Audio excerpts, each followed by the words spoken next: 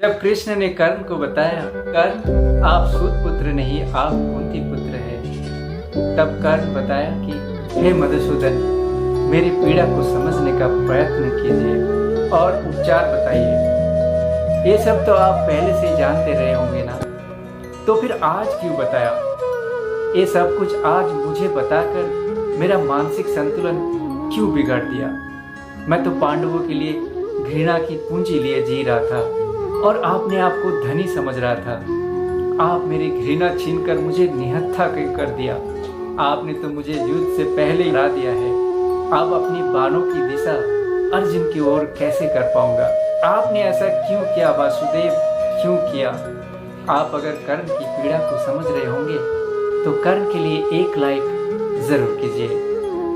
तब कृष्ण ने बताया, मैंने ऐसा इसलिए किया ज्येष्ठ कुंती पुत्र, क्योंकि मैं नहीं चाहता कि ज्येष्ठ पांडव अपने अनुजों के विरुद्ध युद्ध करे। आप बुआ कुंती की विवाह से पहले जन्म ले लिए थे, इसलिए नियम अनुसार आप महाराज पांडु के ज्येष्ठ पुत्र हैं। आप ज्येष्ठ पांडव है कि आप मेरे साथ चलिए। इंद्रप्रस्थ की राज मुकुट आपके सिर पर होगा। आपके अनुज आपके चरण स्पर्श करेंगे। आपके अनुज अर्जुन आपके रथ के सारथी बनेंगे। बलवान भीम आपके सिर पर छत्र की छाया रखेंगे और स्वयं मैं कर्ण, स्वयं मैं नकुल और सहदेव के संग आपके रथ के पीछे पीछे चलूंगा। कर्ण पीछे पीछे चलूंगा। अगर आप कर्ण की इस दुविधा को समझ रहे हैं तो एक लाइक कर्ण के लिए जरूर कीजिएगा। तब वो कृष्ण से कहते हैं, आपके लिए मैं अपने आप से झूठ नहीं बोल सकता। मैं ये भी जानता हूँ कि पांडव आपके कृपा के छत्र की छाया पे आए, और मैं ये भी जानता हूँ कि इस युद्ध में कौरवों का पराजय निश्चित है। फिर भी मैं दुर्योधन की ध्वज तले युद्ध करूंगा।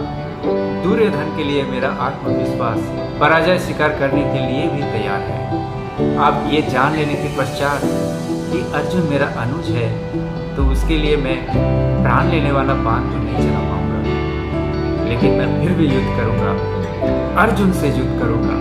हे मधुसूदन, आप तो ये जानते थे कि मैं दुर्योधन को नहीं त्याग सकता, फिर भी मुझे मेरा जन्म का रहस्य बताकर आपने अर्जुन का प्राणों का रक्षा कर दिया। आपको क्या लगता है, कर्ण को आपके भाइयों के पास, पांडवों के पास चले जाना चाहिए या तो फिर उनके मित्र दुर्योधन के पास ही रहने देना चाहिए? कमेंट कर जरूर बताएं। मुझे पूरा विश्वास है कि आपके हृदय को इन कर्ण और श्री कृष्ण के संवाद ने किसी बर्फ की भांति पिघला दिया होगा। मेरा प्रयास है कि मैं भारत की इन महाभारत की संस्कृति को, भारत की संस्कृति को आपके समक्ष उपस्थापन करूं। अगर मेरा प्रयास आपको सराहनीय लगते हैं तो इस चैनल के साथ जुड़े रहकर अपना सहयोग जरूर दें।